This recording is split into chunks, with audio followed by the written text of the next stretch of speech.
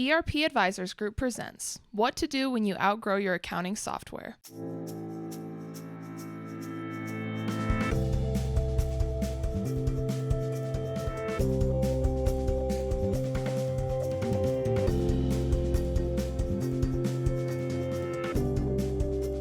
Thank you everyone for joining us for today's webinar, What to Do When You Outgrow Your Accounting Software.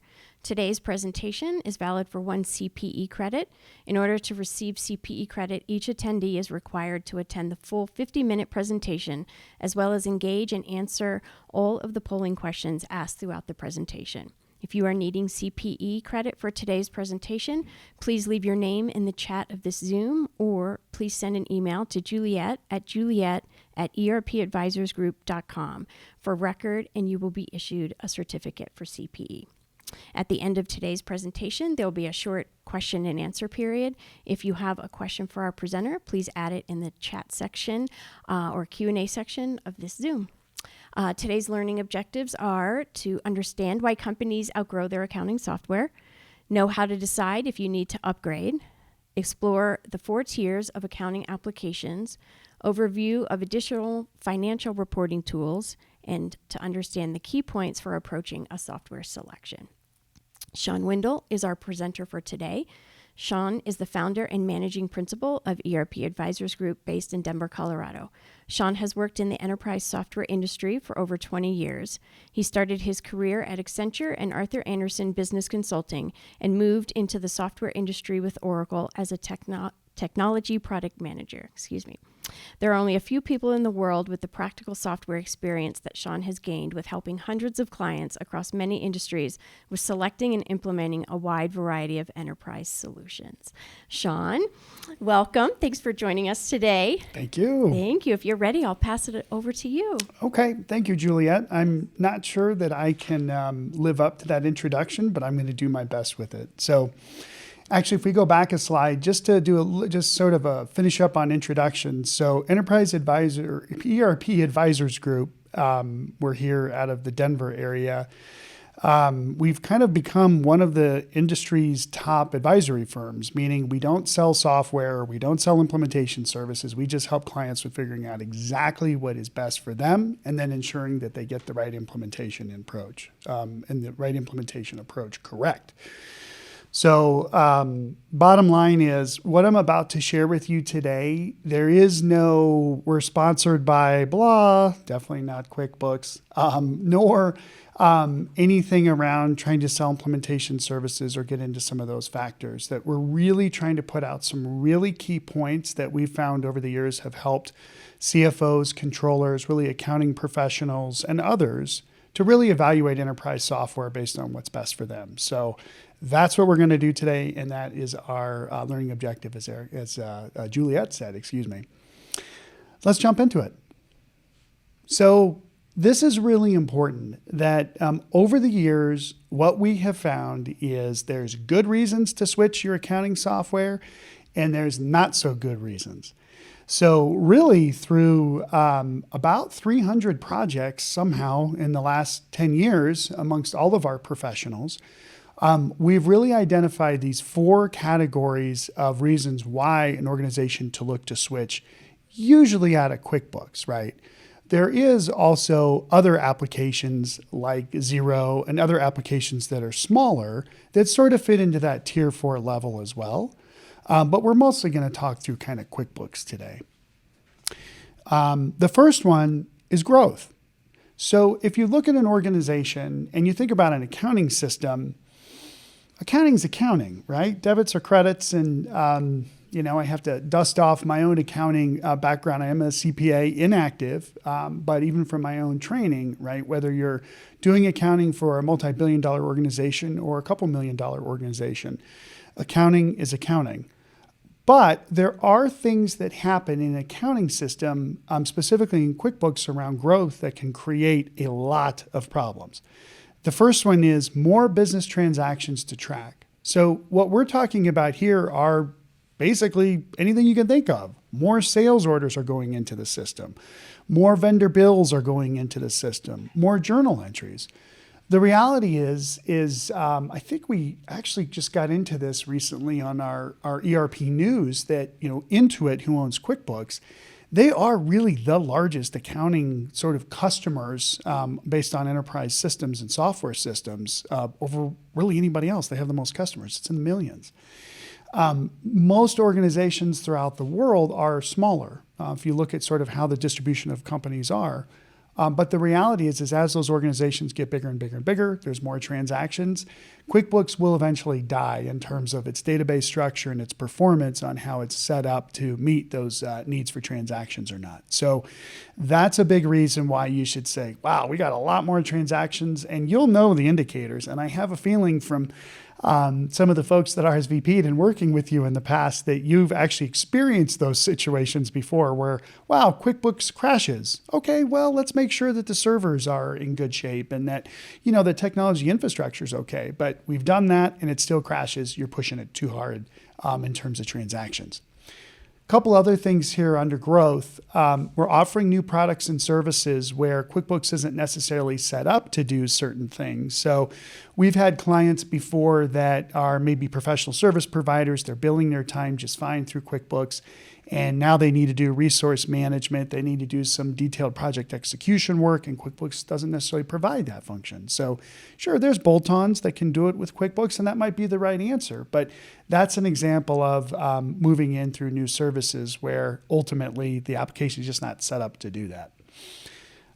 Definitely selling into new markets. We see this a lot related to the fifth bullet there, the sub bullet under growth too, where maybe we've acquired an entity that's in a foreign country, where we're going into sort of even the second to last bullet there, where things are changing with the business, where we are offering maybe a new customer segment. We're going out to a different sort of business line and maybe even a different geography that requires total and different regulatory reporting requirements, even tax sort of requirements. And QuickBooks just isn't made for that.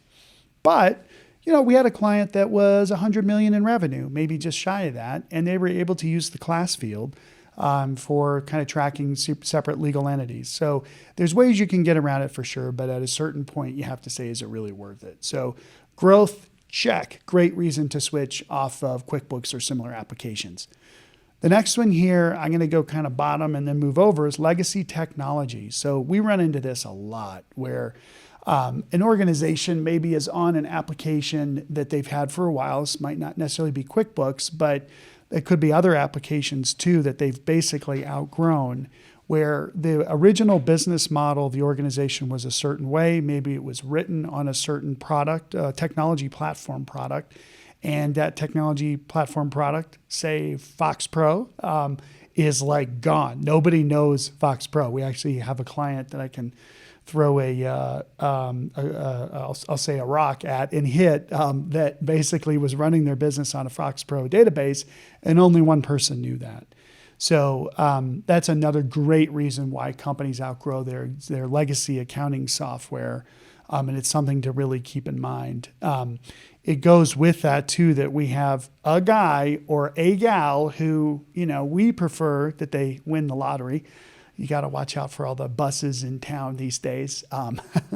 So we don't want something to happen to that person, because if it does, who's going to support our applications? And another big thing that we run into in terms of legacy technology sort of products is that the app just doesn't do what it should anymore. So maybe again, from a performance perspective, or our business has changed where we've gone from lead times with our vendors is not a problem, to last year where it's a major, major problem, and we don't have any applications to support being able to change our available to promise side for a manufacturer or distributor, right?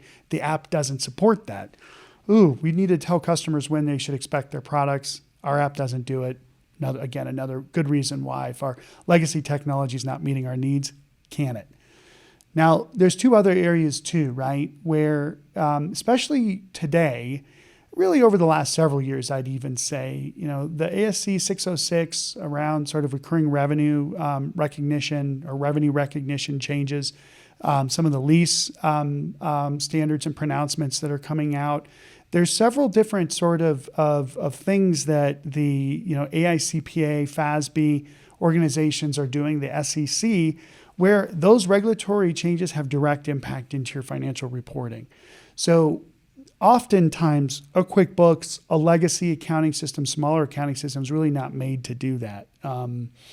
However, I will tell you that we know of organizations that have gone public on QuickBooks. So Sarbanes-Oxley and that, of course, around internal controls around financial statement generation and reporting, there are controls you can put in place, but you sort of have to look at the cost-benefit analysis of adding more people or whatever it is to do segregation of duties by adding more people versus actually having controls built into the system. So again, regulatory changes, check. That's a good reason to at least look at switching. This last area too, this is probably, I think, I have to think back at this. When I look back at a lot of clients that we've helped over the years, this is probably one of the biggest reasons, probably the second biggest reason. I guess there's 4 listed here, but I would say it's 2. Growth is the first. But the second reason that we've run into why people come to us and say, hey, we want to switch our accounting, is usually there's a new leader. And that could be in the IT department, that could be the CEO, that could be a new private equity, it could be a new CFO, controller, or even accounting manager, where somebody comes in and says, that's it, I'm done, right? We talked to a controller recently at a large organization that was just saying, like, what we're doing in our current system is embarrassing. And I can't have this. This can't happen on my watch. I need to come in. I need to make a change. Should I do it or not? To which we said, you'd be crazy not to, especially since you're considering becoming a SPAC. I think that's why he came to us in the first place. But new leadership is a major, major reason.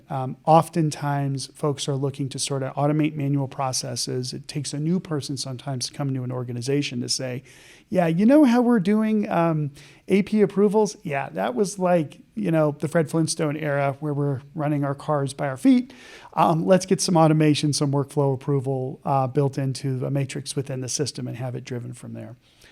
And then sometimes we've had situations too, especially on the private equity side, where an organization will take over a business, usually not hostile, but sometimes it is. I can think of one client about 8 years ago where this happened, where the new private equity came in and said, we use Microsoft Dynamics 365 Nav for all of our holding companies. We have specialists that know that product. We know how to get reports out of it, and you're going to switch to Nav. And the controller said, but that product doesn't fit my needs. And it wasn't a great fit for her business. And they said, we don't care. And she said, okay, I'm out. And she left. So, mandating is always tricky when it comes to enterprise software because you really need agreement amongst all the key stakeholders to make a decision. But that can happen where new leadership comes in and says, okay, we need to do this. Or the other instance we're seeing a lot of in the last 5 years is, I really don't feel comfortable with our server in the closet that somebody could spill some coffee on or the sprinklers right above it. So I want to go to the cloud. Okay, good. Let's get you in the cloud. So those are really, really good reasons why companies outgrow their sort of legacy accounting systems or QuickBooks. And here's the thing though, and if you get anything, I'll probably say this on every slide, but if you get anything from this presentation, I really want you to remember, don't change your software unless you have to. So again, these are great reasons to look at. And you'll know innately, if we really should drive into this. But if it doesn't feel like you need to change, don't do it. It's not worth it. So here's our first question for CPE. And please, please, please, folks that are looking for your continuing professional education, answer this question. So you'll see it just popped up here on the poll. So the question is, what are the most common reasons why companies outgrow their accounting software? So we've got growth, legacy technology, regulatory, new leadership, or really all the above. I gave you a little bit of an opinion too on what we've seen, but really, really interested in seeing what you think are the most common reasons why companies outgrow their accounting software. So we'll give you just a minute to do that.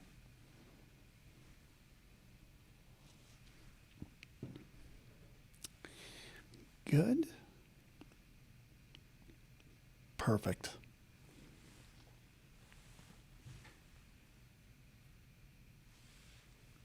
Okay, good. Thank you. So let's go on to our next question here, next slide here. And maybe if we can get the results, I'd be interested in them, but that's okay if we can't too. So, there we go. Good. Bing, that's exactly right.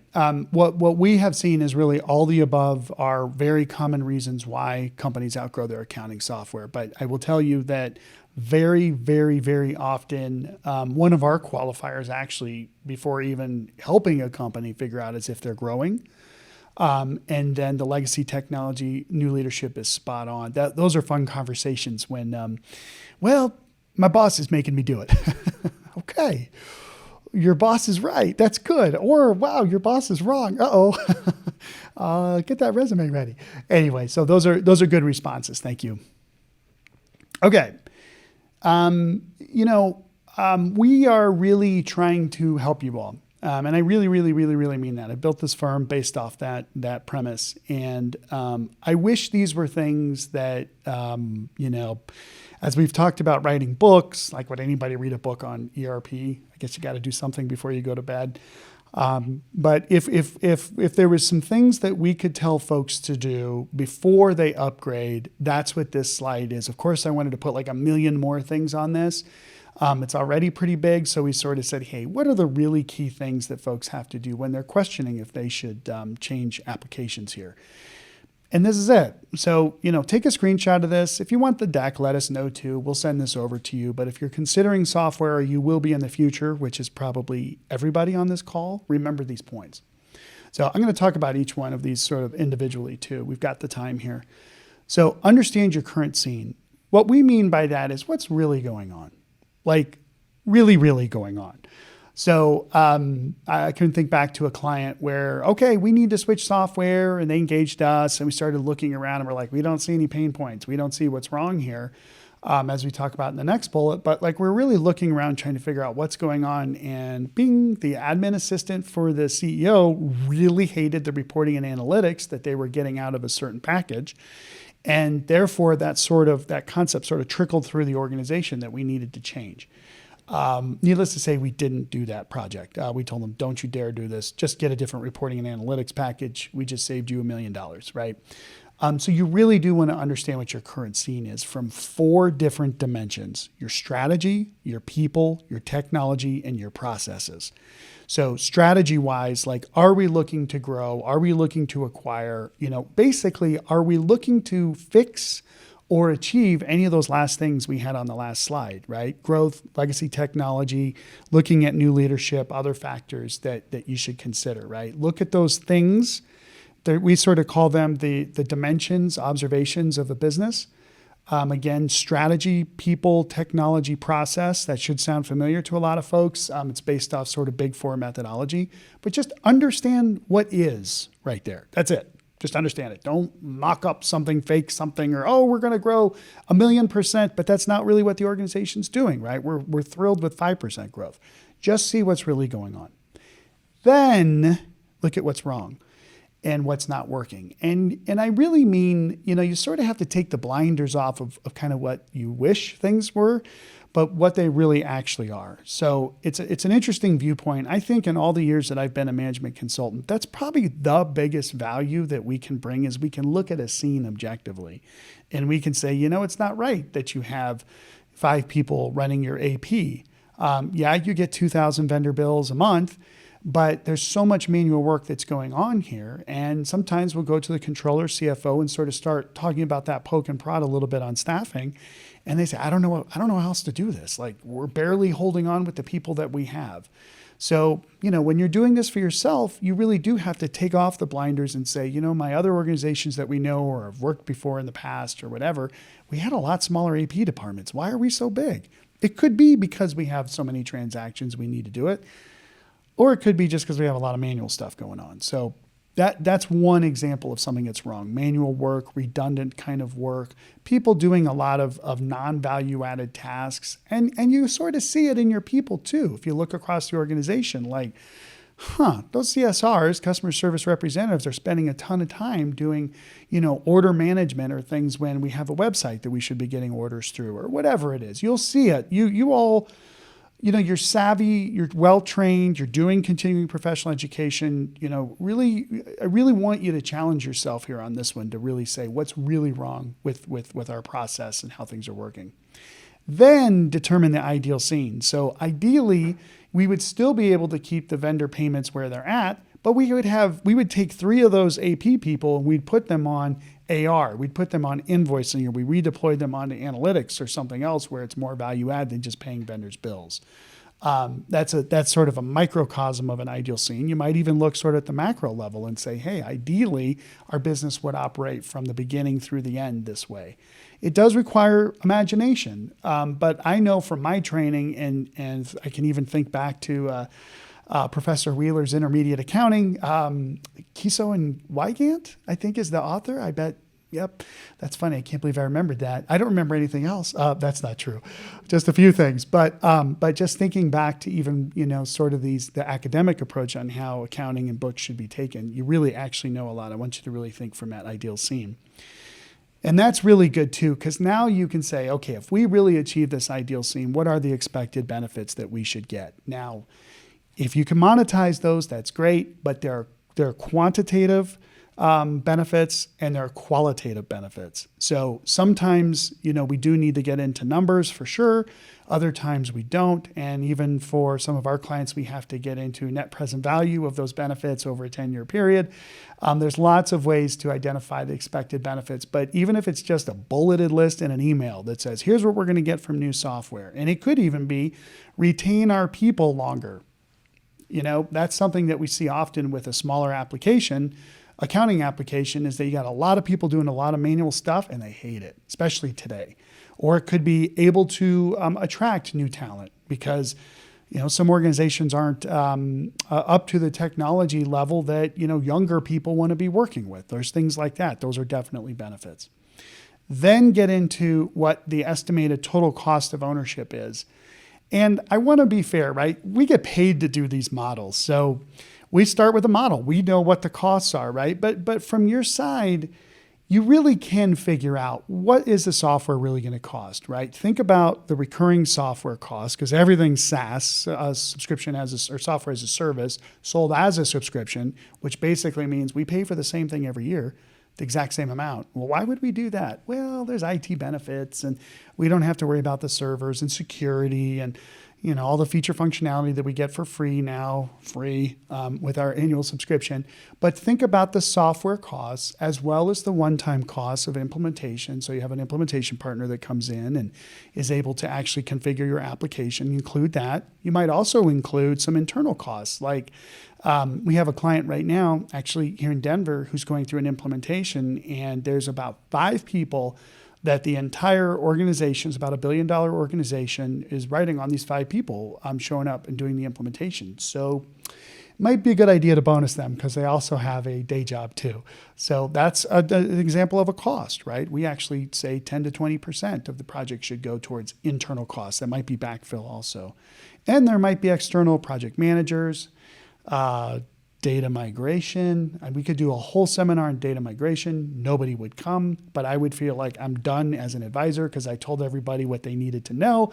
Data migration, literally just got off the call with a client who's about to sign contracts, and she was rightfully like, wait a minute, they don't do data migration.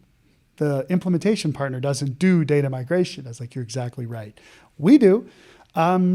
And I wish we didn't have to, frankly, because it's the hardest thing in the world, but somebody has to do it. So anyway, include costs in for maybe your internal people, internal charge to IT if you have to do that, or even some temps that can help you with that. But there's a data migration cost that needs to go in. So, we would typically say maybe 25% of the software plus the implementation, the technical configuration, add 25% on for external resources, and another 10% to 20% for your internal people. So just a couple metrics, just a couple benchmarks there. Couple more things on this slide.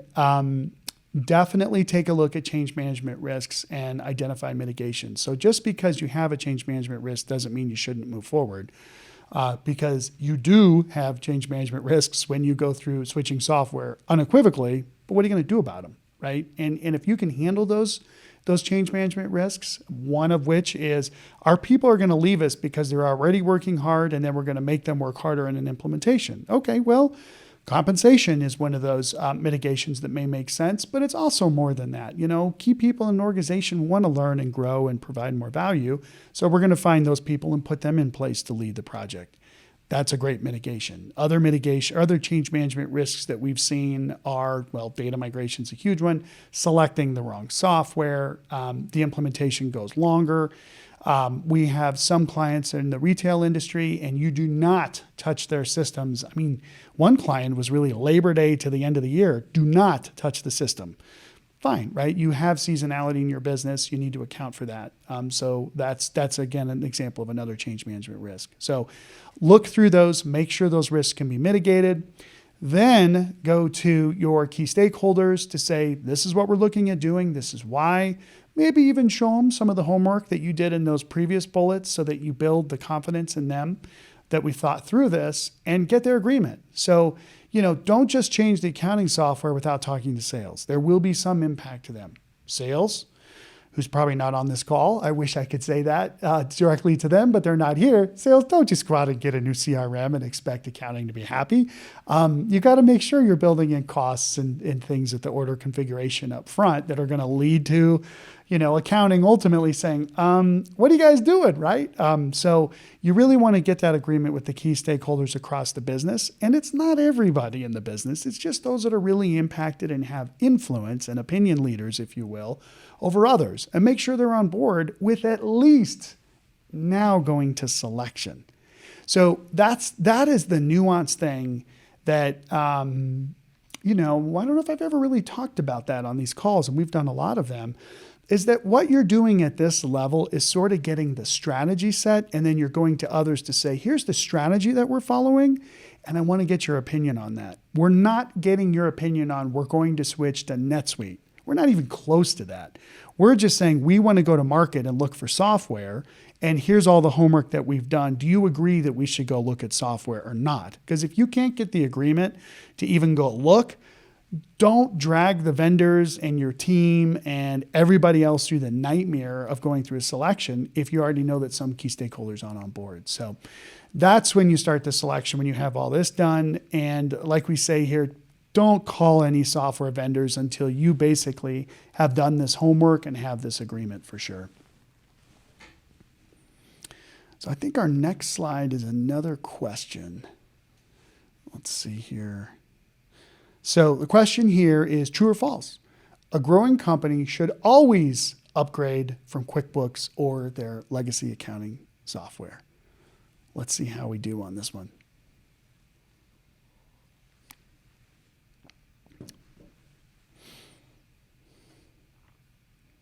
I think we're getting in some answers now. That's good. Perfect. I feel like we're doing the lottery. And the winning combination is...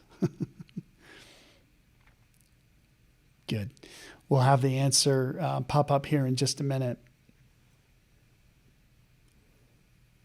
Perfect. So while we're waiting for that, I do want to make sure we use the time here wisely. So we've gone through sort of what we call the analysis, the strategy phase at this point. We've gotten the right key stakeholders to agree, oh my gosh, we got to do something. Don't really want to, but we got to do it, right? That's the most rational answer you can possibly expect from stakeholders in this process. If you have somebody who's like, yeah, let's go do it. Okay, that's sort of a daredevil. Be careful.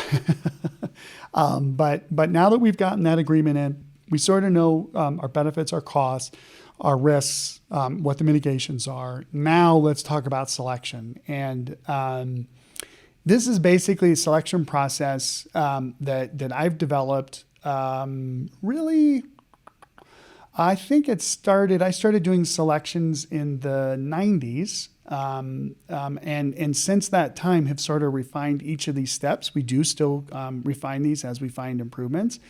But this is a really valuable and easy sort of what we call down selection vetting process that's based on stage gates. So we have 5 stage gates that a vendor has to get through. Usually, we try to put as few vendors in at the beginning as possible Because at the end, we know there's going to be one, just one. That is the independent variable here that never changes. Is there will be one software vendor and implementation partner. Now, sometimes in a selection process, especially our competitors, will sort of focus on an application and then go do the analysis of finding an implementation partner. And for very, very, very large deals, so multi-billion dollar, $10 billion or bigger organizations, that makes a lot of sense for several different reasons. But for most of our clients, we've got clients that are $1 million or $2 million, early stage companies, well-funded, all the way to billions of dollars, low billions. What makes more sense is to sort of get a software vendor, the software vendor sort of identified. So we're talking about NetSuite, Intact, Acumatica, Microsoft, Unit4, Epicor. There's tons and tons and tons of different vendors depending on the sector of software that we're looking at, of the industry. But get those vendors identified and then determine who the right implementation resources are as early as you can. You can work with the software vendors to do that, do a little bit of research, and you'll learn it sort of going through the process too. But try to get the software vendor implementation partners sort of identified up front in step one, right? So you do the research, who's out there, who knows my industry, like if you're interested in, let's say you're a life sciences firm, pharmaceutical organization, and you're interested in NetSuite, just type in pharmaceutical NetSuite into Google and see what pops up, right? We do that. But we also call NetSuite and we know the right people to ask to say, hey, who are the top partners that have the most referenceable customers and experience in this industry? You can ask those questions of the software vendor too. Don't forget that. So do your research, and then you can talk to the vendor and say, hey, this is sort of what we're thinking in terms of software. I want to know more about you. How many people do you have? How long have you been in business? What other apps do you sell? If you're talking to an implementation partner and they sell 3 or 4 or 5 apps like the accounting firms do, well, are they really all in on that software vendor, right? Versus another implementation partner that just does that software vendor. There's something to be said for that. Sometimes, it just depends too, right? But validate the fit, ask about bill rates, just list bill rates. You're always going to get lower, but at least ask the bill rates. And then you can sort of like do these intro calls. It takes a little bit to get to the right person. You start off with a business development representative who's going to try to qualify you. Fine, do that. Then you get to this right person where you can say, okay, these are the questions I need to get answered. And don't schedule a demo at this point. Don't do it. The vendor's going to say, okay, would you like a demo? And it's very, very, very easy to say, of course I do. I want to see this thing. Don't do it. Don't do it. Don't do it yet. Just get that in that, okay, these guys know my industry. These gals know, they've done this before, whatever it is. Like they're really qualified to do what we're trying to do. Great. Now go to the next step, which is in the next level of detail, sort of write out a demonstration script as best as you can by area of your organization. And look, we write, they're actually not that big. We do not write big RFIs. We actually had a client a couple of days ago said, I expected more requirements. And we said, no, you don't. You don't want that. You want the key requirements at this level, but write them out in a demonstration script. And definitely get an NDA, of course, in place, and then send that RFI that has your demonstration script and maybe a little bit of information about you all over to the vendors. Have them respond to that. So let's say there's 4 vendors that you're interested in. Don't send this thing to 40. You are creating so much effort and time on your side that you could get fired. And I really mean that. You don't need to do that. There's enough reports. Look at our website. We're telling you who the most viable vendors are in the market. Don't go out to some vendor nobody's ever heard of unless you're in a very specific niche like flooring, not just construction, not just subcontractors, but flooring. And man, there are a lot of small, really good firms out there. Fire departments that used to be the same way, although they've consolidated. But anyway, try to send your RFI to the vendors that are most qualified and viable, long-term viability, which you should have defined in the first step, the first stage gate. Get that over and then receive their responses. Give them 7 days. They don't need a lot of time to respond to these things. 14, 21 days. Some of the government companies or clients that we work with have very specific procurement rules. Fine. Follow those, of course. But get those responses back and then evaluate the responses side by side by side. Because here's what you just did. when you talk to people over the phone or over a Zoom or whatever it is, you might say one thing to one vendor and another thing to another vendor. And then ultimately you're going to say, hey, show me just some estimated pricing. Whoop, they come in and you have apples and bananas, not even apples and oranges, but like bananas, where it's so different. Oh, we told the second vendor that we actually do want to replace our CRM and include it in the ERP. The first one, we didn't even know that, right? So by at least doing the RFI and just saying, here's a common set of requirements as we know them today, we want you to show us these things. The vendors, then you sort of get an apples to apples with their responses back. So then inevitably you'll be able to pick the vendors that won't make you look like an idiot when you bring them in to do demonstrations and you bring in the rest of your team to see them. I really mean that, right? Don't waste your team's time on bringing in a teeny tiny app that's going to do terrible. I remember that happened to us on a specific, it was a legacy, the vendor was a legacy vendor with the client that we wanted to give them a shot. They came in and, after a couple F-bombs and some other things, the owner was like, you have completely wasted my entire morning here, walked out. And we were like, that wasn't very good. So the mini demo here on 3, another little tip, don't invite the CEO to the mini demo.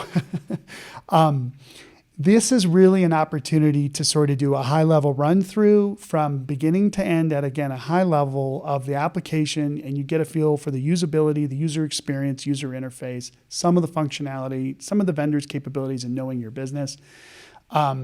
And that sort of helps to sort of do the next level of qualification of the vendors. And you will see, let's say you have 4 vendors that give great RFI responses, their pricing makes sense, and yeah, we can do all this stuff, great. You go to the mini demo, inevitably 2 of those 4, might even be 3, better not be all 4, but half of them, you will see the demonstration like, ugh, I didn't get a good feel from those people. Okay, that means something. Or, wow, that app was really, really hard to understand. I didn't get that. If you're coming off a green screen AS400 that we've had for 20, 30 years, sometimes when you see these more advanced applications, it just doesn't make sense.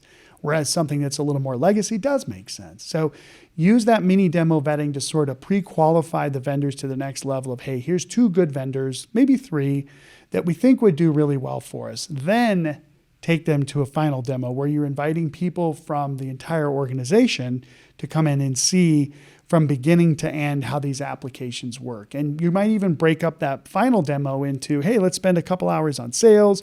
Maybe there's an hour on purchasing, or 2 hours on inventory warehouse management if you're a distributor, manufacturing projects, segment out these chunks. Accounting maybe gets more time. If you want to get into more details, fine. But segment your final demo out so people can come in and out as they sort of need to. I mean, of course, my team goes through a lot of little nuanced things of making sure you got discovery calls and demonstration preparation documents and those kinds of things. If you're running this yourself, it's helpful to say, hey, here's who's going to be at the meetings, that kind of thing. But, the vendors are really professional, can work through some of that too on their own. So that hopefully by the time you get to stage 4, the end of the final demo vetting, that last sort of stage gate, you're down to 1 vendor that you can say, you know what, we can see us running our business in this product, right? Sometimes it's both. Frankly, in my world, if a client says, wow, either of these products are great. We just had this earlier this week where a client said, the CEO said, I can see my business in either of these products. I like both vendors. Great. What do we do now? Well, you're not done yet. You go to the 5th stage here, which is called the final selection due diligence. And you do maybe some functionality deep dives like, hey, which one handles available to promise functionality better, right? Or which one integrates better with Avatax or Avalara or Vertex or whatever it is. And you would also do technology deep dives and also, so platform, oh, you're SaaS. What does that mean for you? Oh, we run an AWS. Well, wait a minute. Is it my own instance? Who takes care of my instance? Oh, we do. Okay, but what if we do the upgrade? Who's going to manage the upgrade? We do that. Okay, fine. That makes sense. And well, when do you tell me when the upgrade is going to be? Oh, we give you 2 weeks notice. What? I have to go out and do regression testing in 2 weeks? That's crazy. I need longer than that. Well, that's good. That's why you do the technology deep dive, right? Implementation partner deep dive, really get to know the resources that would be part of your project too. Those are sort of in that 5.1 step. And from there, then you'll really know the differences between the two vendors, and you'll probably down select to one, then go to the vendor executive sponsor meeting, get cell phone number. Is that listed as a key point? It should be. Get the cell phone number for an executive where when the problems happen and the implementation team is too busy, they don't know what they're doing, whatever, get a phone number, a cell phone number, because you'll get it now. After you sign the contracts, you probably would still, but you're definitely going to get it now. But get that number for somebody who can really help when you run into problems. Definitely check references. Notice how late on the cycle this is where we're checking references. Usually the references don't change the direction, right? You would think the vendors would give you great references. Sometimes they don't, and that's helpful to know, but it's more important that you know somebody else who's been through what you're about to go through. Then, of course, negotiate final contracts. Usually there's a little bit of negotiation happening throughout this whole 5-dot step. But now we can say, okay, here's what we need to close this deal, get that done, and then basically you're selecting your final vendor once you see those terms and conditions. So I'm exhausted. I wish the call was done right now because that is so much work to do. And we're in 16 of these things right now, and it's a lot. But here's the thing. You're about to make a decision. You basically have select a partner for business, get married. Then you have pick an ERP partner and software vendor, just in terms of how your future survival is going to be geared towards. This is a big deal. It's worth it to do your homework now, flesh out what you can, because afterwards it's going to be a little bit harder. Good. That's what we do for selection process.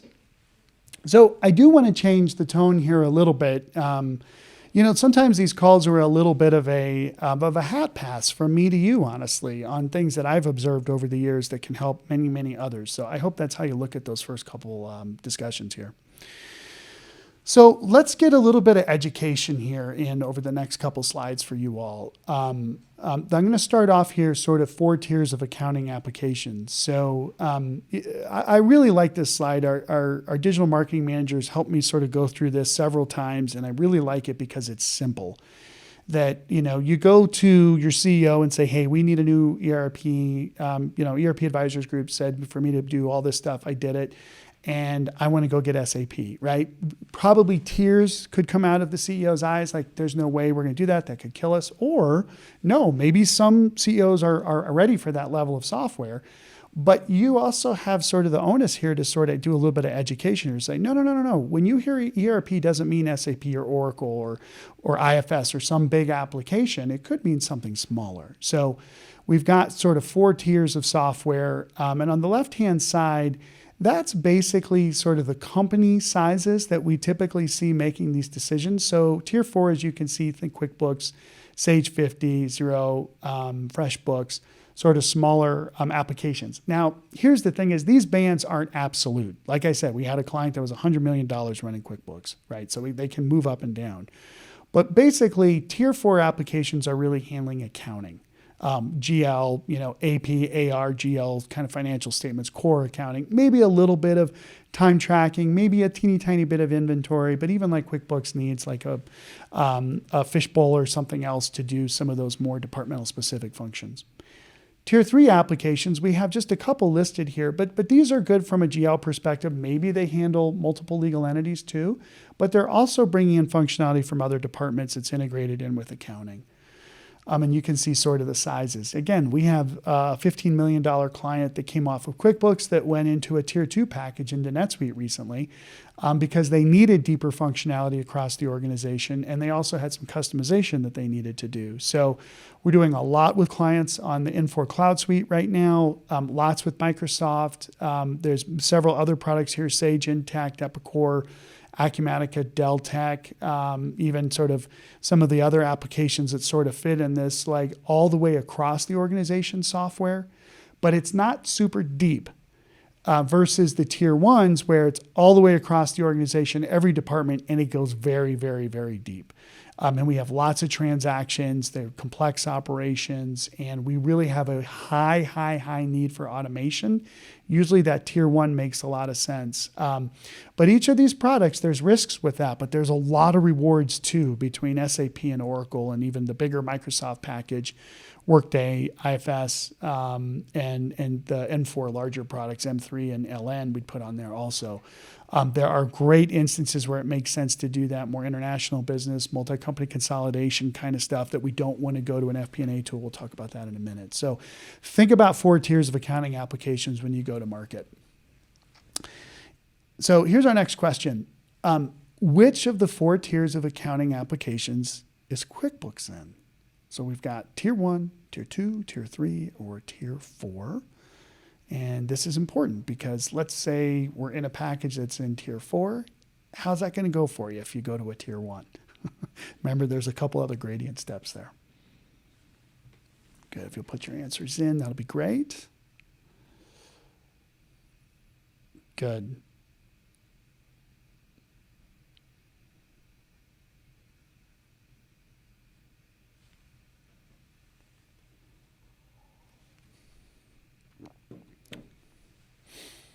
Perfect. We'll close the polling here in just a moment. Good. Okay. Thank you. Remember, you got to answer the questions for CPE too. Thank you for doing that. Good. So that's sort of the 4 tiers of accounting software and ERP. Remember, there are other kinds of software out there, really financial reporting tools, right? And we just did a presentation with Financial Executives International on this, just on this topic. I think like this slide, right? And the next one, which is to say that on top of an ERP, very, very common, our clients will need different types of reporting tools. So I'm going to talk about these really quickly, and then I'm going to do a quick summarization. We'll do one more question, and we're going to wrap. And I'd love to have some questions from you all if you'd like to. So financial reporting tools. I'm going to go through these pretty quickly, but again, sort of good nuggets for you all to keep in mind. So, wow, we want not just balance sheet, financial statements, income statement, statement of operations for nonprofits, but like we really want to understand and have pretty pictures like we've got here on our slide. Profitability by geography or retention of employees by different business units or even customer service across all of our entities, different types of things that normally organizations, executives, the pretty picture people like to have sometimes, which is a good thing, but there's also deeper analytics and cubes of data. There's all this stuff that I know you all have heard of. So I want you to remember there's basically 5 kinds of tools out there, and there's different instances where you'd use each one, and I'm going to talk about that like quickly.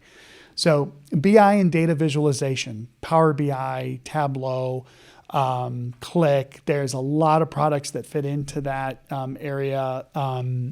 We've done a lot with, there's an organization out of Utah called Domo. Those are products where you shove data in and then they do some kind of transformation over them to put them into a format that looks good in a diagram. And then you can dive through. So think of something simple like a view of North America, Canada, the US, and numbers that we can click through to see by city, by even locality, zip code, what sales are, right? BI and data visualization, those tools answer that problem. They're there for that problem.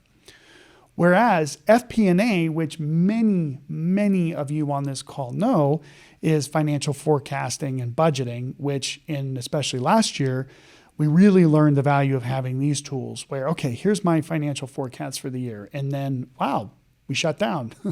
We can't go to the office. Our production shut down. Fortunately, manufacturing didn't, but a lot of other organizations had to. So what does that change for the budget and for the forecast? And what do we do for kind of the response and reaction to these market factors? Being able to plan that out, which Excel gives us the ability to do, but sometimes the models get so complex, the FP&A tools allow us to do that.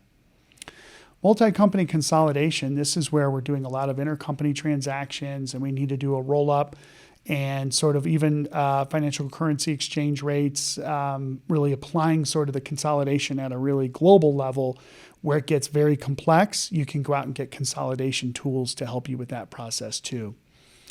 And then there's financial close solutions that sort of help to automate some manual tasks that you're doing as the office of the CFO as part of your close.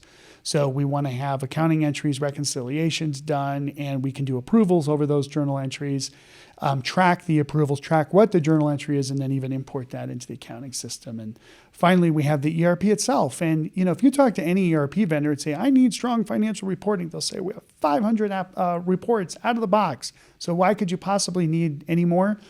I guarantee you're still going to need something specific to you. Hopefully you can take one of those 500 and customize them. But think about, you sort of have Power BI, Tableau is the first type. Adaptive, I think it's called Adaptive Insights still, that now Workday owns, Planful. Those kinds of applications are FP&A. The Hyperion tools, the EPM, Enterprise Performance Management from Oracle. It's more multi-company consolidation, and even OneStream. Some of those products fit in there, usually targeted towards larger organizations. And then Blackline as an example of financial close solutions and some other stuff like that. If you want to find other competitors, just take a name like I just said and put in Blackline competitors, and Flowcast will pop up or whatever else. So that'll give you at least enough breadcrumbs to sort of look into the market on those. So at this point, let's do a quick summary here. We're running close to the end of our time. Again, I really look at this like, man, I wish all my clients knew these things even before we started talking to them. They will know when we're done for sure. But these are 5 key things that we've sort of identified here from this discussion to remember. Please don't change software unless you really have to. And I really, really mean that. We've had people end up in the hospital, people want to quit or, whatever, right? Thankfully, it hasn't been any worse than that. The hospital thinks she was pregnant and just had to go on bed rest, but she was still on her laptop. Anyway, pregnant controller. Really, if you're going to go through this, just make sure, right, that you really need to do the change. We've given you some really good indicators earlier of things that would drive the reasons for change. Make sure you really understand what you need before you make a single call to vendors too. As soon as you start talking to the software vendors, they will start saying things that you want to hear, but are those the things you really need to hear? I want you to really keep that in mind, that you really should understand we're really looking for new financial consolidation capabilities with automation on AP, and we need recurring revenue automation on the AR side. That's great. Those 3 things, just even say that, right? Give them more direction on what to do. And then you drive the selection process by telling the vendor what you want. So, I really, really, really have found the most success in saying, here's my requirements, tell me what your pricing is, not just have a lot of flapping of the jaws conversations to start. Do that first, then do a mini or a micro demo or an overview demo, and then do the final, and then do your deep dives. You drive that process with the vendor. They won't like it, but the really good vendors will. They're like, wow, these guys are really doing their homework, and I want a client that knows what they're getting into. Get the implementation done as fast as possible. Of course, test it, but this is sort of the bonus here on top of this topic that we didn't get into a lot on implementation. Maybe we'll do that for another call if there's interest. But the bottom line here is ERP implementations are like heart surgery. The longer the chest is open, the more likely bad things are to happen. So, be clear on what your requirements are, get your contract, your implementation people, external people, your internal people aligned, start the project, and then get a win in 3 to 6 months if you can, right? We're talking to a global organization right now, and we're going to do a phase 1 that's a year. That's fine, because that is actually, they have multiple phases that are going to be planned after that. You have to look at what your existing software does today, how integrated it is. Sometimes you got to do a big bang, but if it's possible to do a phased approach on implementation, do that so that you get the win, get that change management sort of done, and get people comfortable with the app to then add more and more and more. Think about gradients, that the lower the gradient, the easier the first phase is, go with that. And then definitely remember, we're always around. We have our lead salesperson. We call it Erica's free software consulting service. She answers a lot of questions for people, and sometimes there's projects for us, sometimes there's not. But just give us a call and run your project by us. We can at least get you going in the right direction for sure. I think we have one more question too. So this will be our final question. what he feels the most important step to consider for a company that has outgrown its accounting software. So A, don't change software unless you have to. Make sure you really understand what you need. Drive the selection process by telling the vendor what you want, and then finally get the implementation done as fast as possible. So this helps us to understand sort of how our messaging resounds with you all. So if you can please answer that question. I think that's good.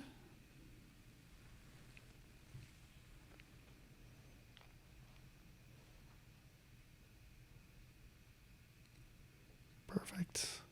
Good. Okay, so we'll close that polling out. If for some reason you didn't get to answer one of the questions or have any questions, we want to make sure you get the appropriate credit for CPE, and we do have to have a record of you answering the question so that you didn't fall asleep. It's easy to do. But please just send us an email. Send an email to Juliette, Juliette at ERPadvisorsgroup.com. You can always submit an answer to her later. But thank you for your time. We do have a few minutes here. If there are any questions, if not, that's totally fine. But if you'd like to put some questions in here, we can certainly go through those. ERP Advisors Group is one of the country's top independent enterprise software consulting firms, advising mid to large-sized businesses on selecting and implementing business applications, including ERP, CRM, HCM, business intelligence, and other enterprise applications, which equate to millions of dollars in software deals each year across many industries. This has been the ERP Advisor.